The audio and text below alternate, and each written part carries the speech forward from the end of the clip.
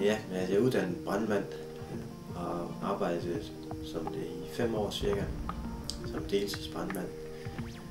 Og ikke set af det, så uddannelsen for filosofi tager tid, så jeg vil nok tage det de næste 5 år cirka, i hvert fald. Jeg er buddhist og overbevisning. Det er ikke en religion i traditionel vestlig forstand, det vil sige, at der er ikke nogen gud, der sidder deroppe og dikterer gennem en eller anden skrift. Jeg er en dansk kontaktperson for PETA, som er en international organisation, der opererer i de fleste lande over hele verden.